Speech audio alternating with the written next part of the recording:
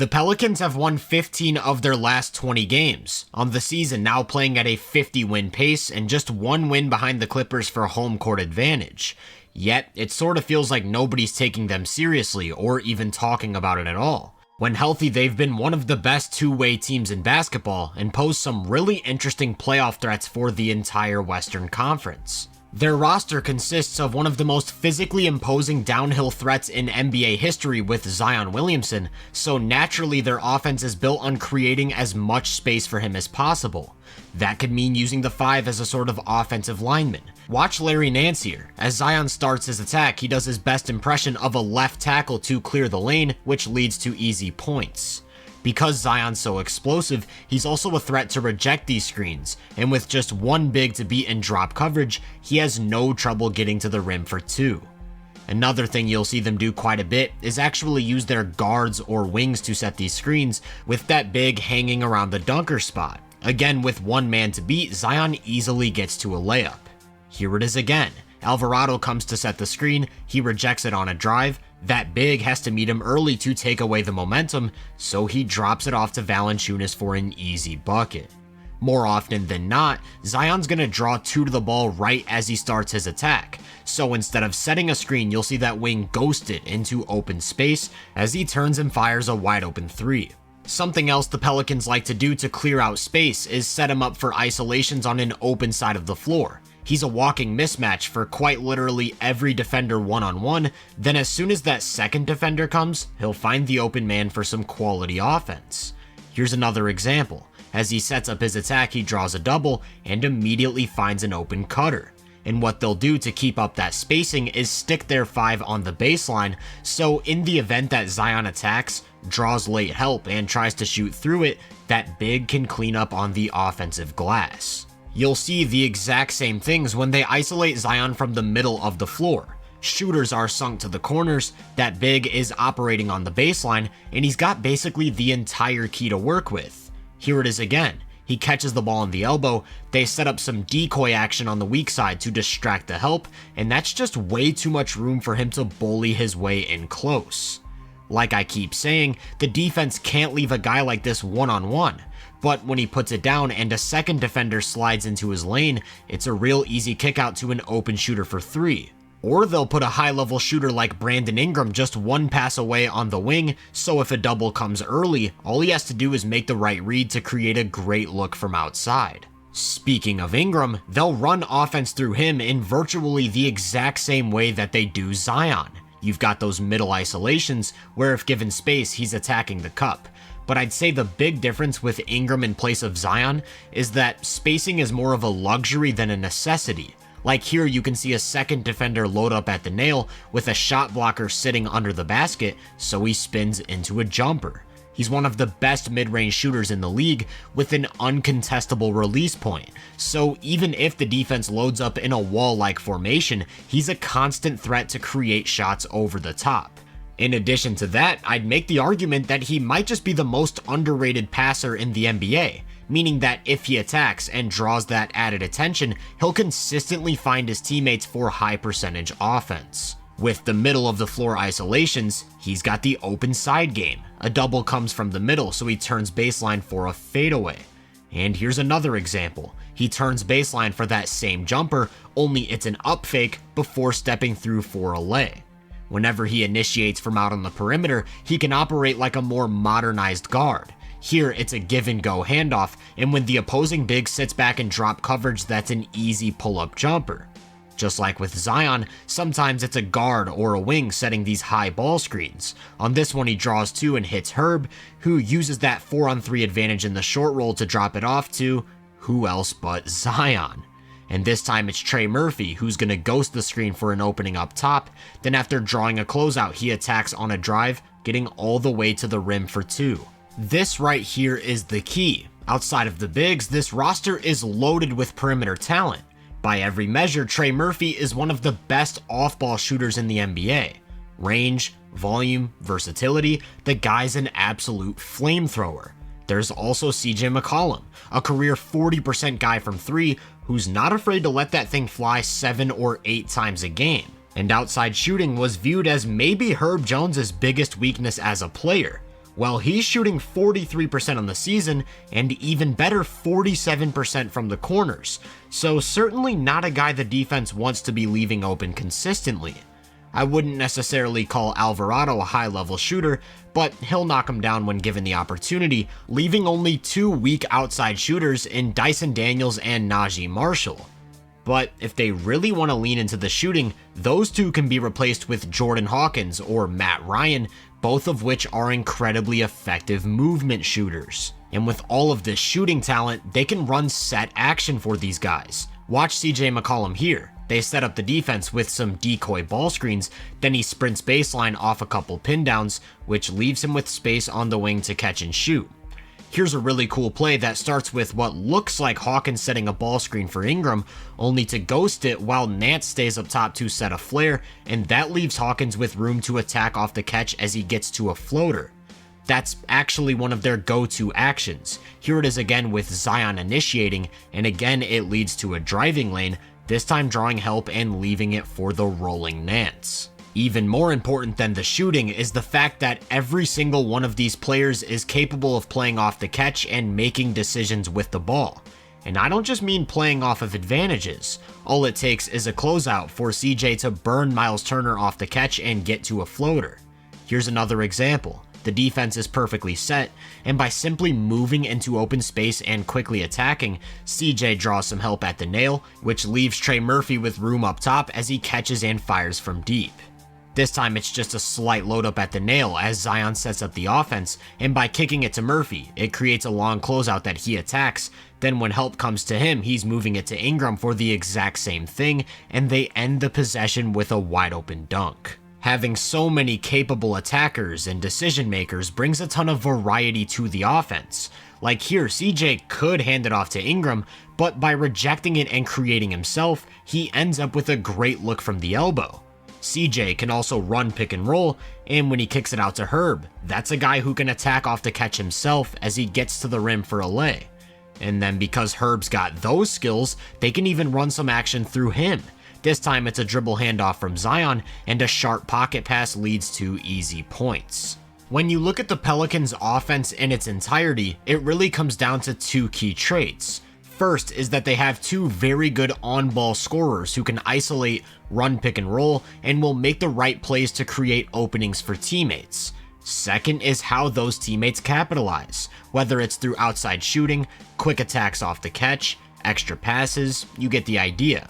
I also think there's a pretty interesting wrinkle to consider that I didn't really touch on, with Jonas Valanciunas being one of the better low post scorers in the NBA. So in certain matchups who are maybe undersized or struggle to defend the interior, he's another guy they can go to for consistent production with enough passing talent to find the open man himself. Overall, the Pelicans have had the 8th best offense in the NBA, scoring about 118 points every 100 possessions, and that's held up against top 10 defenses as well, ranking 10th in those tougher matchups. I think their offense translates pretty well to the playoffs, although I do think it'll be interesting to see how opponents scheme those role players, meaning they respect guys like Herb or Alvarado enough to close out, and what that means for Zion as a slasher. One thing that bodes well is how comfortable they are throwing out weird lineups with the versatility to sort of counter any approach. For more shooting, they can replace Zion with Murphy. For more speed and above the rim finishing, they can replace Jonas with Nance, and these big, lengthy wings make sacrificing size possible. Which is sort of a perfect transition to the other side of the ball, because defense has actually been the driving force behind their success this season. Most strong defenses are built around a high-level rim protector, but they don't have a single one of those on the roster. Actually, their defensive approach reminds me a lot of the Miami Heat in that the goal is to not let the ball touch the paint.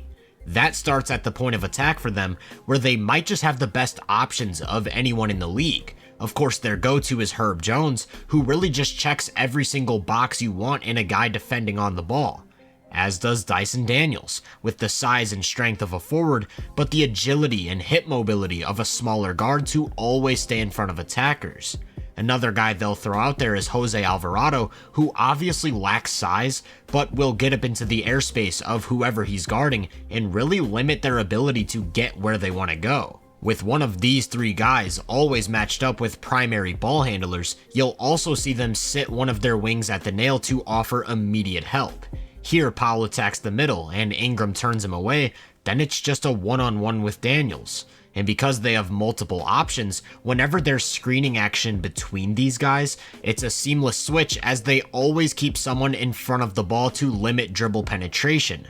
For the most part, really, they're comfortable switching with any of their wings. This time it's Marshall who gets screened and Ingram who picks up, once again preventing a drive to instead give up a tougher pull-up three. And these sorts of plays really speak to their personnel, because while I know I said they lack a truly elite rim protector, what they don't lack is a huge surplus of lengthy athletic forwards. Just take a look at this play. Even without Herb on the floor, they've got a lengthy athletic forward covering each major option. Daniels on the ball, Ingram on Kawhi on the weak side, and when it's entered to George in the mid-post, it's Trey Murphy and his 7-foot wingspan. Having so many of these guys on the floor is what allows them to cover for smaller or weaker links. CJ is obviously a mismatch in the post, so Herb doubles from one pass away, while Ingram and Murphy both shift over a position, and the result is a turnover. It also allows them to mitigate any advantages that the offense is able to create. This time it's a pick and roll that forces Valanciunas to the ball, and watch Ingram as he not only tags the roll, but also reaches into that corner skip pass for a steal. Here's another example. Alvarado gets hit by a screen, forcing Nance to step in front of a drive, and when the ball handler thinks there's a lob, here comes Ingram to send it away.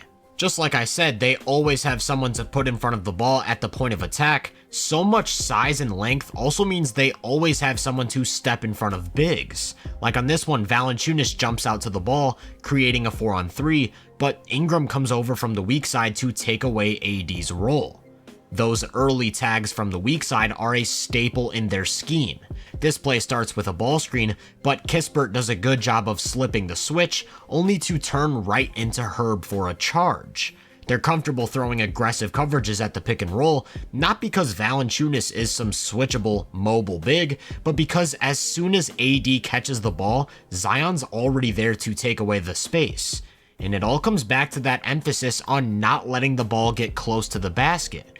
Valanciunas takes away any potential drive, then Zion rotates to force Bagley into a tougher push shot. The best way to counter this sort of aggressive defense is to have a ball handler capable of making the skip pass to the opposite corner, and that's when you'll see the defense X out to near perfection, with Herb flying to the corner as Murphy covers the now open wing. The luxury of having so many capable defensive forwards. Here it is again. Valanciunas steps in front of the ball, Zion comes over way early to pick up the short roll, and with Herb rotating down to the corner, what the Bulls end up with is a DeMar DeRozan 3. Not exactly ideal. The way they so aggressively rotate behind the play, when paired with so many lengthy, athletic forwards and more than capable options at the point of attack, has turned them into a turnover-forcing machine. They're second in the NBA this season at over 8 steals a game, and those come in all different forms, from reaches at the nail, to taking away a weak side lob, to Grand Theft Alvarado sneaking from behind. And in the event that Alvarado tries to make a play on the ball but is unsuccessful, then it's right back to that aggressive help, not just from Nance, but also Zion as he flies in for a rejection. Remember, I talked about lineup versatility and how they can structure their units to cover for any sort of strategy that the opponents throw out there. That point is really hammered home when you consider their options at the 5. I know Valanciunas isn't a great rim protector, but he's one of the biggest players in the NBA. So just by proxy of having him on the court, you have a more traditional anchor look. And when the lineup calls for more versatility, whether that means switching or some aggressive coverages, they can go to Larry Nance with a more small ball type of look. What I find most fascinating though, is when they go with no big. These ultra small lineups where you could call anyone the 5, and it's made possible by the vast amount of lengthy athletic forwards. On the season, they've got a 113 defensive rating, 6th in the NBA, which is really strong. However, I think they've turned it up to another level in this recent stretch, which is why over their last 20 games that number is down to 109.5, good for 3rd. Just like on offense, that's more than held up against the toughest competition, holding top 10 offenses to a 113 offensive rating, which ranks 4th. I do think it'll be interesting to see how some of what they do translates to the playoffs. Like against a Luka or Jokic type of passer, those aggressive rotations behind the play can be punished pretty consistently. But when you put them against teams who run their offense through guys who lean a lot more heavily into scoring, like OKC or Minnesota, I think they cause some serious matchup issues, especially when considering the fact that Herb was basically built in a lab to defend these stars. All that's to say, the statistical indicators bode extremely well for this team. A net rating of +5 ranks 4th behind just the Celtics, Thunder, and Timberwolves, who you could argue have been the 3 best regular season teams. And against top 10 opponents, they've had a net rating of +2.3, also 4th behind those exact same teams. I really think it comes down to health. Dyson Daniels just returned to practice, so if he's good to go, that's a huge defensive piece. Then guys like Ingram, Zion, and Alvarado have all struggled in previous years. But if they head into the playoffs with a fully healthy squad and find a way to snag home court advantage in round 1 by then, this is a scary team that truly should be getting more hype as a potential dark horse contender. If you enjoyed this breakdown, make sure to drop a like, subscribe, and turn my post notifications on to be first on more content. If you're interested in my more in-depth research, make sure to check out my website and social media profiles. You can find those links in the description. Feel free to let me know down in the comments what you think of the Pelicans. As always, I hope you all have a great day, and I'll catch you guys in the next one.